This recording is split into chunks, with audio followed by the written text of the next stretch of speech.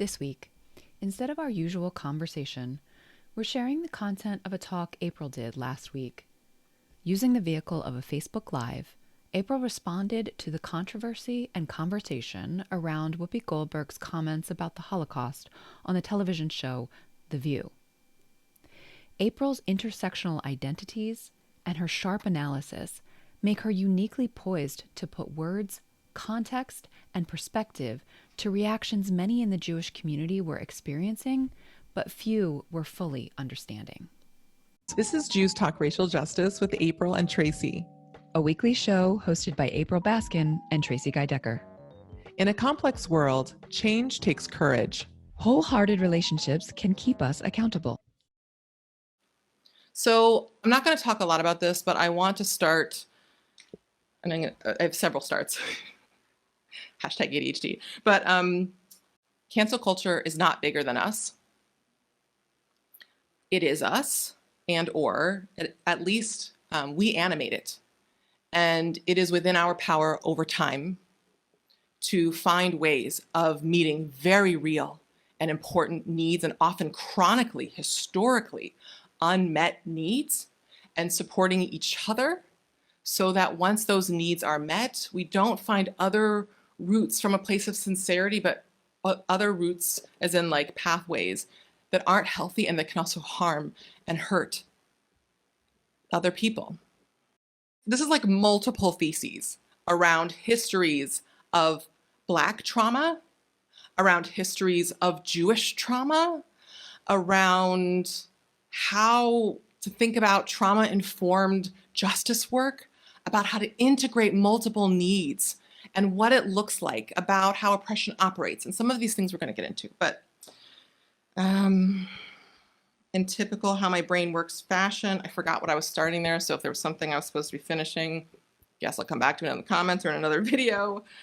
I wanted to start out by sharing a quote from one of my favorite books that is by Brené Brown. And I think this is in multiple books, but she wrote this book that I think a lot of people read, but isn't as popular, but that I love. It feels like my life, called Braving the Wilderness. All right, so some of you might recognize this, but it was helpful for me to reread this morning because this is an orientation that I think could be helpful for a lot of us right now. Strong back, soft front, wild heart. And this is a quote from Roshi Joan Halifax. Quote, "All too often, our so-called strength comes from fear, not love.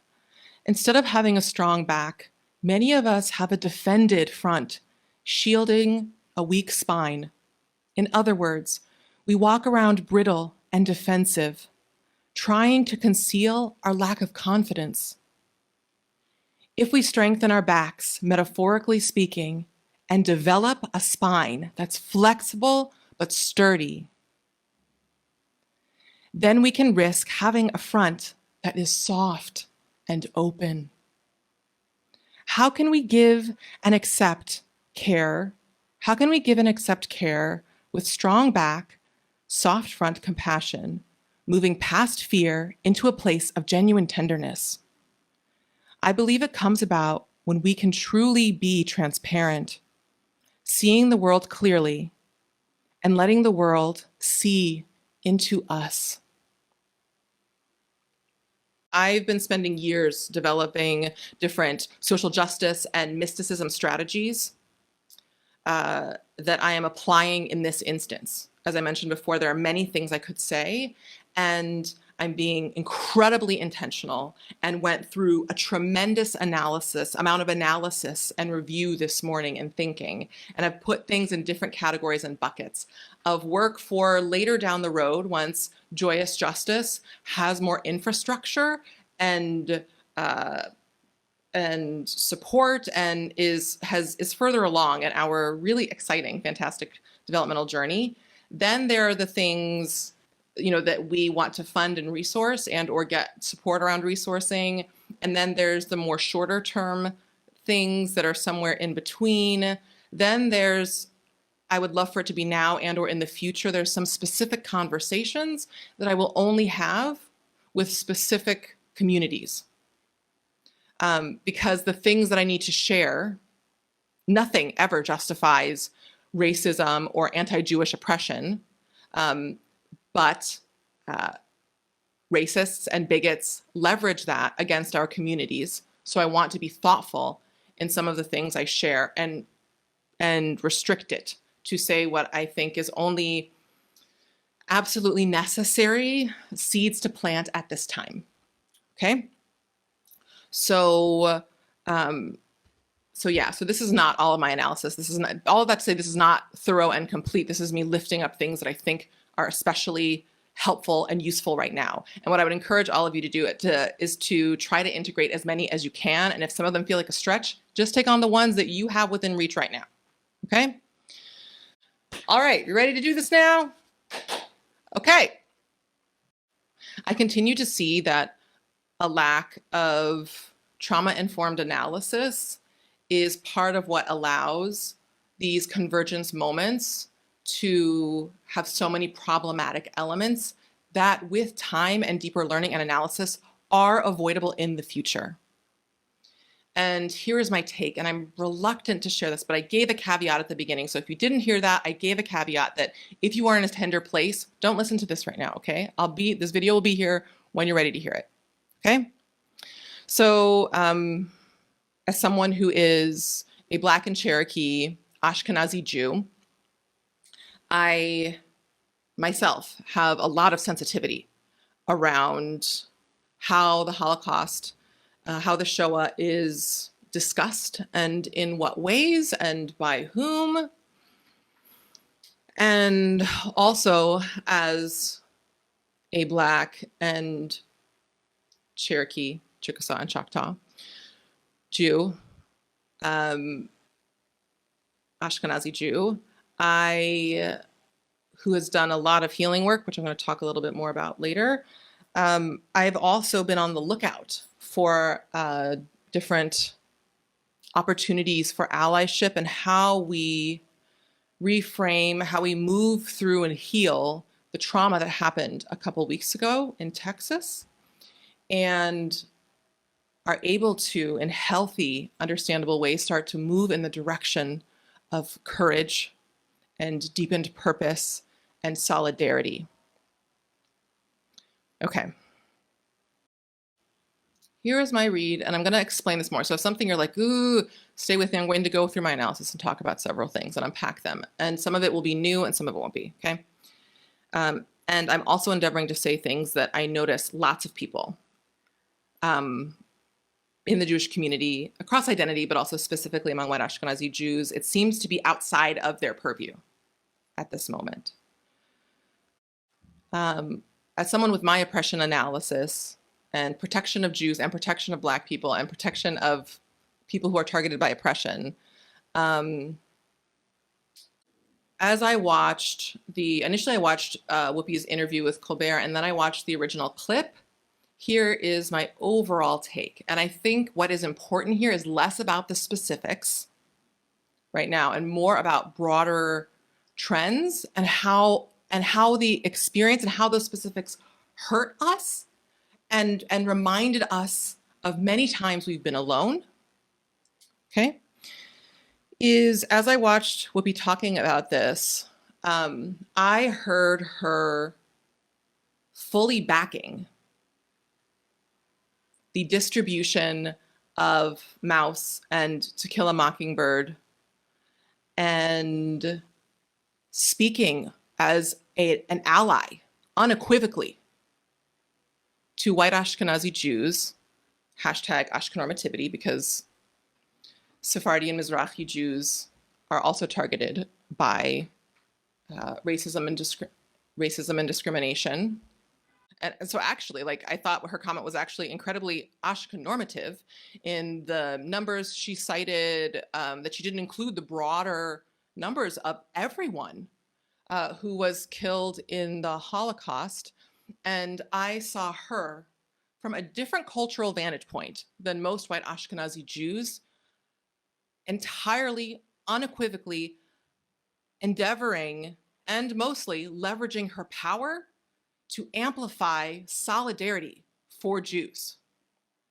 And I think there was really primarily one thing. There was like one or two points that were not accurate, that weren't accurate. And my thought about that was like, oh, that needs to be corrected. But this is fantastic that Whoopi is using her incredible platform with the access she has to literally tens of millions of people to stand in solidarity and talk about this. And not only talk about this, and this is starting to get into some academic and diversity training nuance and greater depths here. And then she used language that has been used, that there are books published in this, the Inhumanity of Man. And to me, that was sort of a dated or an elder way of talking about dehumanization, which is something that lots of Jews also discuss. And I did not see her. I saw her explicitly name, far more so than lots of white people do. She named the Holocaust.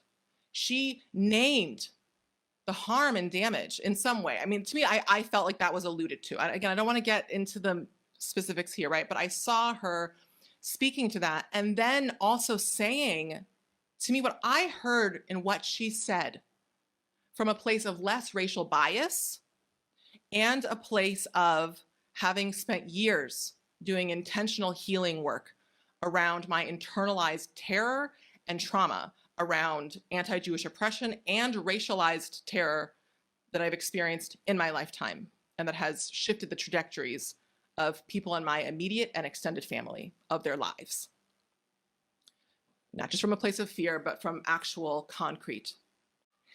Right, so I saw her endeavoring to say, this is a collective issue. This is something that is not just of interest to Jews, which she already named directly targeted Jews. This is something that is a concern about dehumanization of people. And this is something that we all need to care about. And we might not all like how she did it. To me, a lot of it had different cultural elements that I'm familiar with in the context of a lot of extensive time and love and sharing I've spent in the Black community, just as I have in the Jewish community. And then there was a specific point about race that there's more I could get into as someone who has a degree in sociology, where I see lots of people tossing around different sociological terms and mostly using them inaccurately. And people saying, you know, she said, Jews aren't a race. I'm like, well, Jews are not a race. We are a people. We are a multiracial, multicultural people with many races. And I'm kind of going there a little bit. So, and to me, there's something here that ties back to the bigger core theme I want to talk about around healing, which is one of the core pieces that's going to start to shift this. And for everyone from different vantage points, is I see everywhere, all over, points of cross-cultural, intercommunal conflict. Often, if you look at it, I invite you to look at the anatomy of many conversations, and often the subtext is people are saying at times, my people's suffering is not being heard. And so I am advocating for that to be heard, and I'm often not intentionally, sometimes intentionally, using an either-or framework where I'm going to undercut you rather than honoring your pain and noticing that by honoring your pain in this moment and in the future, that will allow space for you to also be able to honor mine and also hopefully stop this crabs in a barrel sort of thing and look up and say, why are our institutions, why is it so that we live in a country where all of these forms of collective trauma have not been adequately addressed? And how do we think together to shift that? Okay, so that is my take around what occurred, is that I think Whoopi Goldberg was like, as a Jew, like there was a part of it that I winced a little, where I was like, ooh, that's not accurate.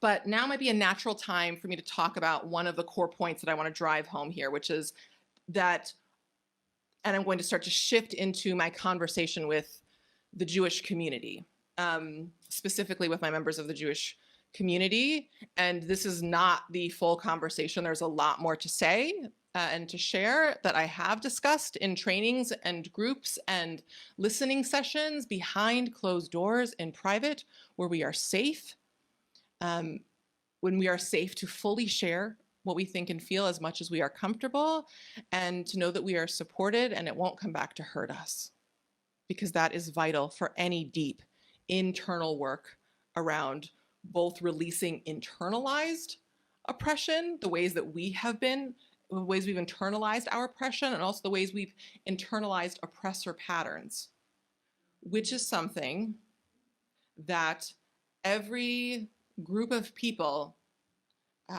particularly, especially who's been targeted by oppression, needs to do.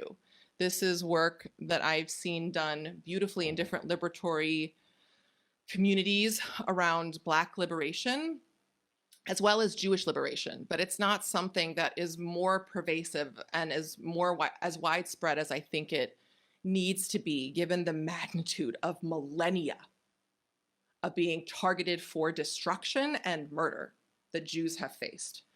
And so that's the piece that I think often at times, and so that's what, so I think that was part of what was, among a number of things, triggered for white Ashkenazi Jews in what Whoopi said, is that, and I don't think this is at the level of consciousness, I think it was just happening, is that she didn't know to acknowledge just how deep the lingering wounds are from, especially for Ashkenazi, for white Ashkenazi Jews, around having millennia and hundreds of years, and recently an attempted genocide that killed millions of us. And as to quote Professor Joy DeGruy, it wasn't like after that happened, a group of social workers and psychiatrists and healers and Jewish earth-based healers and healers of all kinds came in and said, wow, that was really horrific. You have sustained a tremendous amount of trauma that you will carry on to your kids and your communities, understandably, unless you get healing.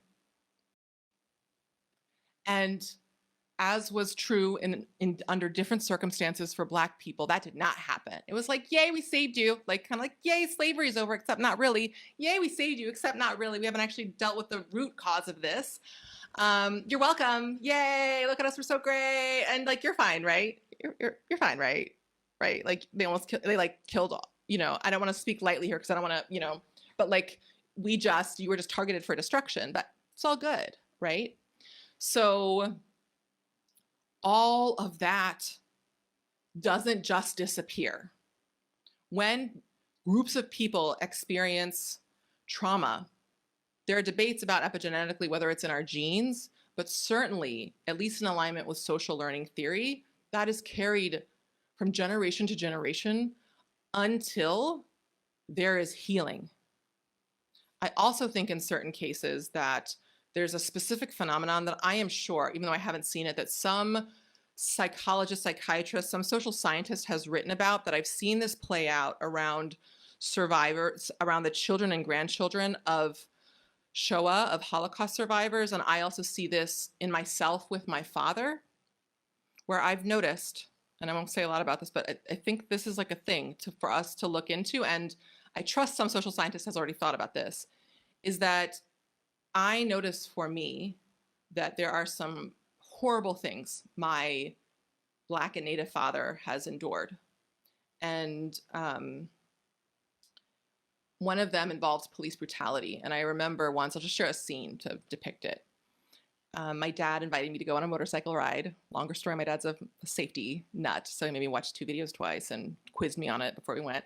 And then so they were riding on his Harley, and he took me on the scenic route. It was really beautiful. We were having a great time. We crossed the American River Bridge in Folsom, my hometown, and we stop at a light. And there was I'm just get emotional just thinking about it still. Oh, I still have more work to do. I still have more healing to do. And it's not my fault. There's still more space I can free up in myself. And there was a police car of the department whose officers put my dad in the ER when I was 12, around 12. And I stopped breathing. I was petrified. But then I had this surreal moment and then eventually started to relax when I noticed that my dad, who was the person who was actually targeted, was totally fine. I think it was like he didn't even notice them. And so I also want to point out for us, in addition to intergenerational trauma that is unhealed and that we are carrying, and I'm talking about different peoples who are parts of groups that have been targeted, and also families that have dysfunction that is trauma related, that has induced trauma intergenerationally. But specifically for members of groups that have been targeted for oppression and or destruction in various ways, whether through enslavement or genocide, internment camps, et cetera, right? Violence is that, and I see this in my own life as opposed to some of my friends who I, to my knowledge, around certain things haven't experienced the level of trauma I have, and their fear about that trauma, or or certain people who know me, their suffering in certain ways is greater than my own. And so that's another way that this gets even bigger, right? And this trauma-informed approach is a source and a reason in my book for immense compassion for a lot of us. Certainly for Jews and white Ashkenazi Jews. And to be very clear, this is not either or. It doesn't explain away certain bad behaviors or ways that we are hurt. But what I will say is that as I've continued on my own healing journey and engaged in different, rigorous, consistent practices for nearly 10 years, that is a core reason why I continue to remain loyal and dedicated to helping my white Ashkenazi Jewish people, along with all amazing Jews of color, and Black people and Native people, all the peoples I am a part of, through all of their brilliance and all of their challenges and all of their pain and all of their not ideal actions that not all the time, but much of the time in some way are tied to unhealed pain that they haven't gotten enough resource around and need it. And when they take that time, some of those other challenges start to resolve themselves when they have a chance to heal in different interpersonal and communal forms. So now, finally, I want to share some top-level reflections here, okay? And I might be missing something. There's a lot here. As someone who is sitting at the intersection of these issues, it is quite intense for me. In these situations, I see two things getting conflated: emotional pain and oppression analysis and assessment of danger. And these two things get conflated.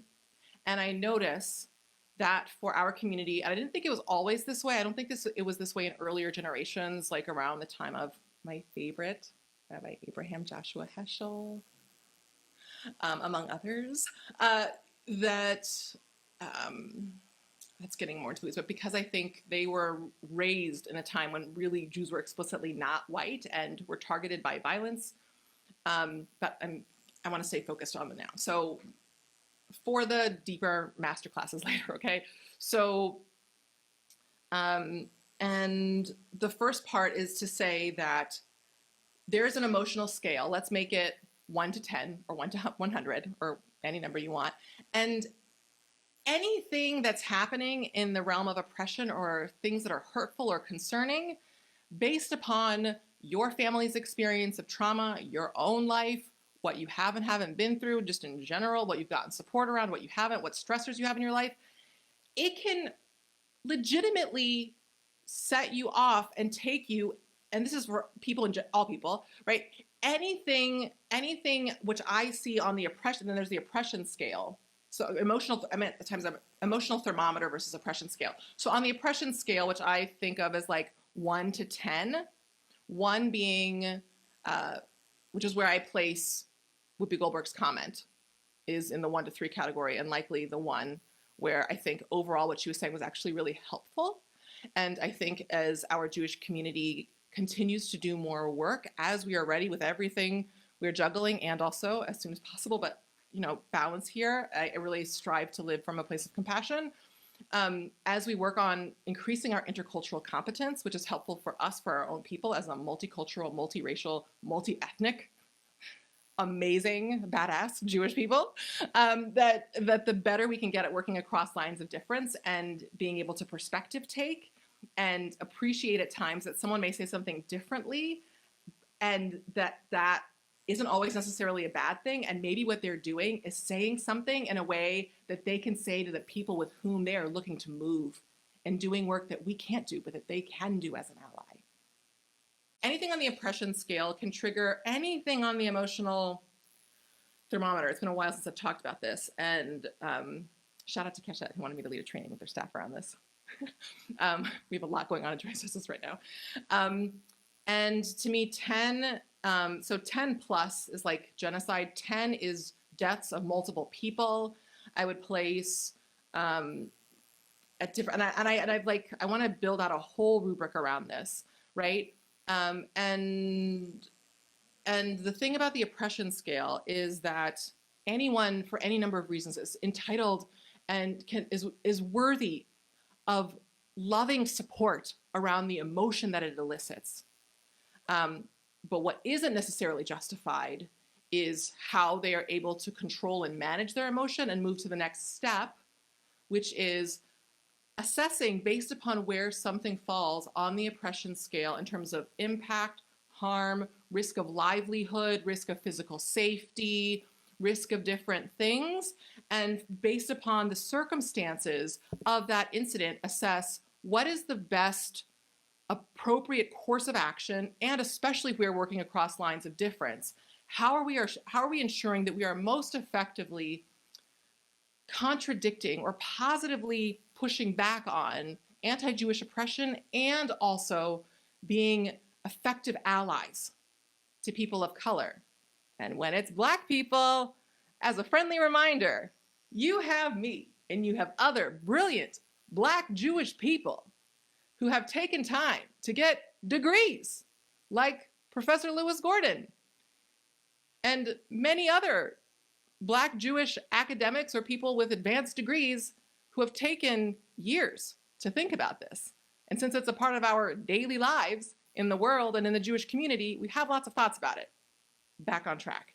So are you hearing me that it's important to begin to properly assess? And I think because of white Ashkenazi Jews' proximity to whiteness and relative safety that has started to shift and dramatically decline in ways that are not okay and that we need to address in the last recent few years, but for the past few decades, there's an entire generation or two of folks who are aware of the overall threat of anti-Semitism, but haven't experienced it in violent and potentially life-threatening ways. Lots of those folks have, nearly all of them, if not all of them, whether they're aware of it or not, have experienced different forms of institutionalized anti-Jewish oppression, but not in the ways that are similar to the ways that different people of color in America experience racial terror, or the ways that Jews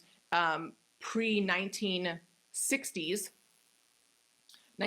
and before experienced, like my beloved childhood synagogue friend, Bernie Lieberman, talked about how he learned how to put his nose in place after white anti-Semites would beat him up on a regular basis. And it happened so much it wasn't even worth going to the hospital anymore, right?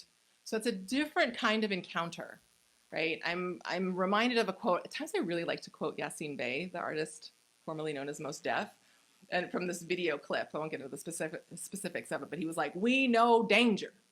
We know danger." So people who have been exposed to the threat of physical violence, which as a Jew growing up in Sacramento and as a Black person who's lived also in South Dakota and Virginia and California, has, since I was just thinking about it this morning, I remember when I was 4, walking into a restaurant, like I was a toddler.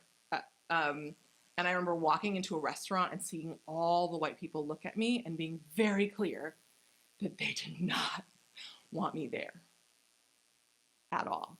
I remember a few years ago when I was on a trip for the URJ, I visited it wasn't even rural. I think it was like a suburban area. I don't even remember where it was in the country. And I remember two white guys staring me down and looking like they might be neo-Nazis. And me as a person who's lived this was like, okay, so on the oppression, I didn't think this in my head, but essentially if I were to apply what I just went out, on the oppression scale, right now it's not, it's like a 4 maybe, like I'm getting menacing looks, but it's not actually changing the physical, and it's causing me terror, but it's not changing, like they're not touching my bank account, they're not firing me wrongfully, they're not hurting my family, and this is a potential 6 to 10, a potential assault or something, but I'm going to take these different steps because I've been around it, and I have a sense in my body at times about when I'm literally, my life is in danger versus not.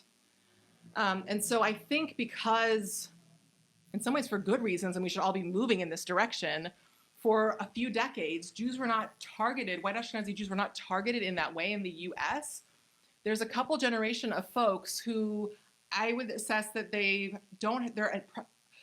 experience of the broad range, the wide buffet of the different forms oppression can take is much more condensed. And for them, they experience it as a scale of 1 to 4.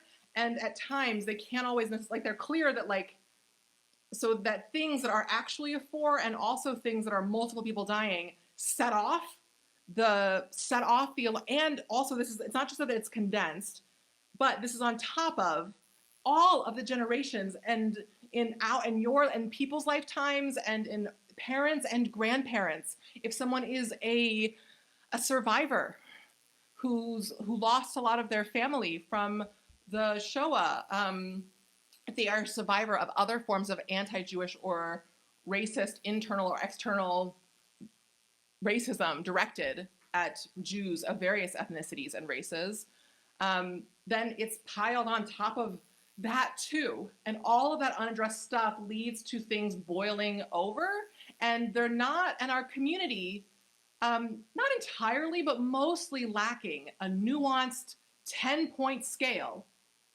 of what something is doing, even into hate, like even into undesirable speech, right? So I classify what Whoopi said as, most of it I actually thought was amazing allyship.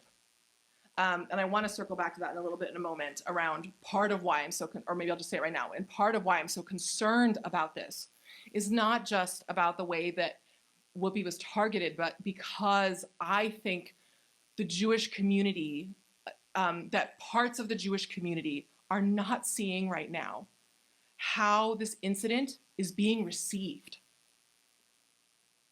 by Black people across America, the fear that it's instilling in them, the confusion it's instilling in people around.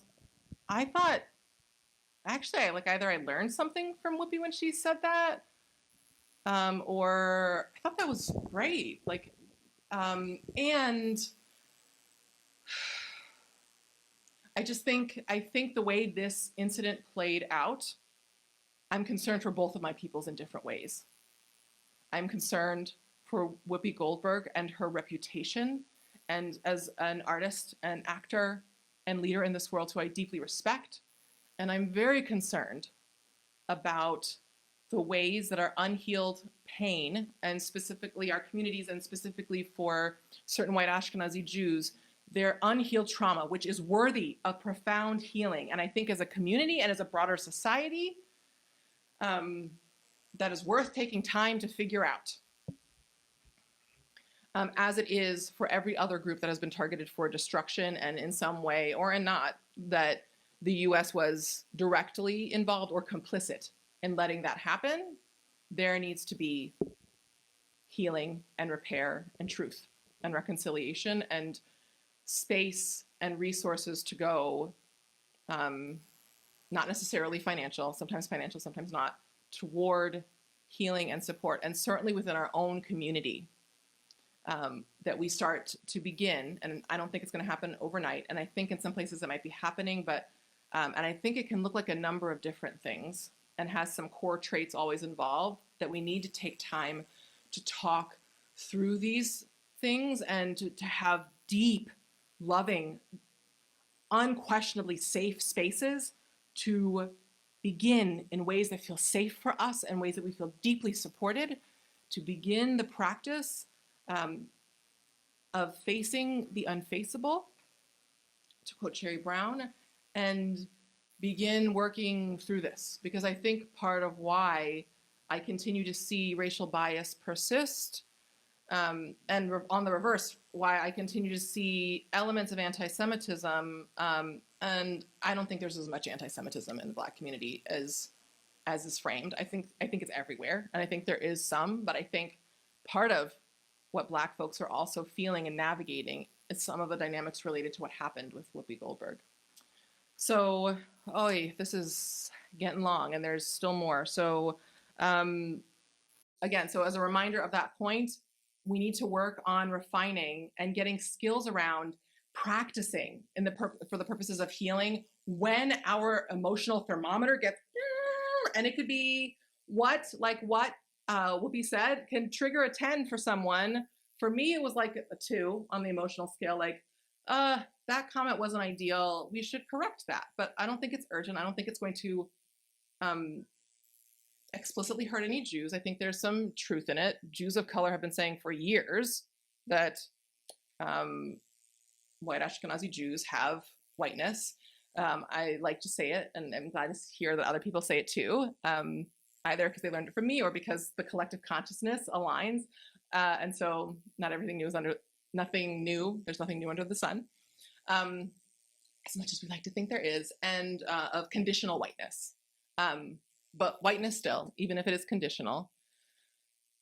Okay, so there's that. And so one of the things we can do is, as that stuff gets spiked, this is the next tip I have, is that if you get spiked around this, and you're also, if you can remember to think and like to assess, like, where is this on the scale right now? And if you're not fully clear, you feel confused, that's a sign that unhealed pain is surfacing that needs support. And so whether you have a talk therapist, a support group, other just practices that can help you move through emotion, but this is heavy stuff. So if you can do it with qualified folks who are able to hold space for you, do that. So I wrote down a little process I made up here. Where is it? Where are you? I even tried to make this spacious. Oh yeah. Cultivate your capacity to pause, process, and check in. So especially if it's a convergence moment where it involves anti-Semitism and Black people, and maybe or maybe not. And in this case, actually, I think actually it does. Like, I think actually if like these traumas are stacked, because in certain ways they're stacked, I think there's issues around Israel and Israel-Palestine and Zionism and anti-Zionism. And I think below that, pre that, is the unhealed trauma about the Shoah and the Holocaust. So it really was a convergence moment. Normally we deal with something that's a little farther up in the trauma, and then underneath that is thousands of years of Jews getting targeted and terrorized and murdered. And here's another pro tip for people of color and or allies who aren't Jewish who are listening in. This has caused me hurt in a number of ways, but the reason why I continue to practice and cultivate a lot of compassion for my white Jewish community members, if and when they lash out at me, when they're afraid, that is a specific survival habit, right? So at times when Black folks are afraid at different times, speaking, again, in universal strokes here, the Black part of me, anyway, at times if there's actually an emergency, I will move very fast, and there are lots of different Black people who have jokes about that. My dad often says, like, in a movie where white characters like, oh, what do I do? My dad always at home would be like, I'm in the breeze, right? Like, oh, I'm in the breeze, right? Like, I'm out of here. And at the same time, in other situations where things aren't fully clear, we're like, we don't know what's happening. So we're just going to sit still and track this and see what's going on. But one of the ways over millennia that there's a pattern, not universally, but very commonly, that anti-Semitism operates is that it goes like, it's real quiet and then it spikes and Jews die or are attacked in mass. And that memory is in our collective consciousness. It played out in a different variation around the Holocaust. So at times, even me as an Ashkenazi Jew who has a number of these traumas as well, at times when I'm like, as a person of color, I'm like, whoa, when I see a response from a white Ashkenazi Jew, and it's because part of that was a really smart built-in survival technique to be able to respond immediately if you needed to drop everything and run for your life. Now, that isn't so common anymore, and God willing, I think we are moving in the direction of that will not happen again. And this is also where healing can be helpful to help us get clear on that. And get clear on that, not to just get away with the bad stuff, but to help us settle more into our bodies and have space for beginning to be and being able to more fully trust allies who are here for us, who have been here for us, who at times are hurt by us and still show up for us. I am us, and I also feel that applies to me.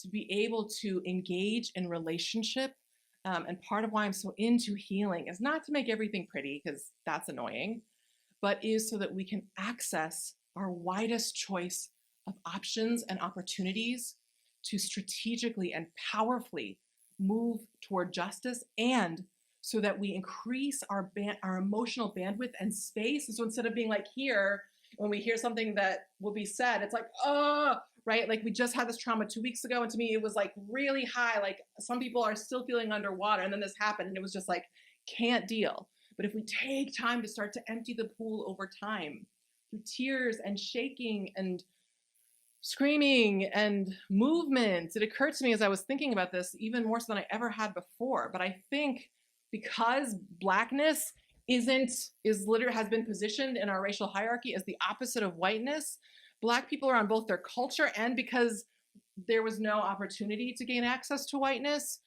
retained movement and retained different spiritual expressions that I feel like for the first time, it recently occurred to me, like when people are speaking in tongues, it occurred to me that I actually think, one, that that's both just like literally what it seems to be, and also that that's a really smart outlet that surfaced for different Black communities around being able to scream and speak gibberish and shake and then be held by community and release terror and fear that is in our bones and in our bodies and needs to get out in safe ways, instead of ways where our terror that is legitimate and deserves lots of healing and compassion, instead of that terror being weaponized in service of racism and white supremacy, which targets both Black people specifically and is fueled by anti-Semitism and also affects other people of color, right? I want us to get the help we need to start to be able to stop that and have space and get enough relief, enough emptying of the pool through any number of means. It can look like exercise. It can look like writing. It can look like a lot of different things to start to speak our truth and no longer accept the chronic silencing that many white Jews experience as tacitly or explicitly in exchange for access to conditional whiteness when we feel like giving it to you, which is a lot of the time, but then not all the time, which is also leads to this whole instability and erratic fear that we see playing out. That when terror is kicked up among any group, and I see this play out in the community within which I work a lot of the training that I've done with specific individuals and that a number of people have done more broadly, I see it temporarily goes out the window and racism is running rampant mixed with fear and terror. And it's a really lethal combination for everyone involved. Okay, and so I want to provide a reframe moving forward that, especially, and you can do either one, especially if there's a lot of big emotion, that's likely a cue that there needs to be some breaths and pausing. And unless there are lives in danger imminently, or something along those lines, something that's happening, urgency that needs to be stopped, if that is not the case, allow yourselves, we all deserve, I allow myself, and I invite you to allow yourself to have room to say, actually, racial justice is more important in this moment. And you might not be thinking about that in the moment, but if you're talking with a person of color, and if you are not and if you have white or conditional white status, then it would be good to take a few beats, because you likely deserve it too, because you're hurting and we're all hurting. And we want to position ourselves for long-term relationships that enable us to leverage our power and move forward powerful change. I think I would like to end with, start to draw to a close with some appreciation and some spiritually inspired thoughts. So the good news here is that as I learned, and I've since modified it from a wonderful Jew of color, Jackie in Chicago, all-ish, and so the original quote that I heard was, all-ish is fertilizer. And I've since updated the quote to make it more, to endeavor to make it even more counter-oppressive and more choice-informed, which is that if we so choose, all-ish, all oppression, all trauma can be fertilizer, if we choose it to be, and when we're ready for it to be. And that's how I am framing this. I am not, even though it felt like it for a few hours, this is not an indictment on any one person. This is me seeing that multiple communities in different ways are continuing to hurt each other despite their best efforts, which means it requires more attention. And what I just said, some of y'all ain't ready to hear that, and that's fine. You might be like, no, this is really messed up. And I will probably go through a few more cycles of that too and process that and have that be witnessed by people who are equipped to support me through a liberatory, counter-oppressive, trauma-informed lens. And I will get to feel how real it is, and then I will get to figure out, what is this actually more deeply about, and how does this tie to what I want, right? Because I believe very deeply, and I'm very, as some of you know if you've worked with me, stricter and stricter adherent to what we focus on grows. And so throughout this talk, I've endeavored to both share some insight around what I see playing out, and also what's become a talk. I didn't necessarily think it was going to be this long, but and also give some concrete directions, some concrete bits around things that you can start to chew on and think about and integrate or be reminded of. Would it be helpful to do a quick replay? So there's a lot of pain swirling around, and all of us need to invest in different practices that help us release that. It's important for all of us, this is universal, to work on our internalized oppression and oppressor material. And by doing that, that will deepen and make more intimate our continually evolving oppression analysis. And we want to cultivate a capacity and a practice around when something really hits us. So making a distinction, so that's another point, making a distinction between emotional thermometer status and anything can be legitimately cause something on your emotional thermometer, that's fine, versus the oppression scale that needs to be done with some level of precision. And especially coming from a Jewish perspective, like, everybody might quibble about specifically where certain things fall, that's fine. But as long as we're in a general ballpark of this level of thing, the hate speech from one individual in one room where 3 people heard it requires one sort of response. Something where actual threats are made in front of a group of people that are prepared to mobilize, that is a totally higher level. Like, how do we start to get more precise in our assessments and to make space, first and foremost, don't even worry about that, but just to pause and start to assess if something is a certain level or under, or is able, that can be, if it's something that can be managed with a phone call and not threatening someone's livelihood, which at times that might be the appropriate course of action, but often is not. And it's certainly good to check before we do that, especially for any group that's targeted for destruction, because folks are looking for any excuse, which also never justifies it, but are looking for any excuse to demonize us, which is why I'm so upset about this, because I feel protective of all of my peoples. So I think, what am I missing, y'all? Process. Oh yeah, and that we need to integrate.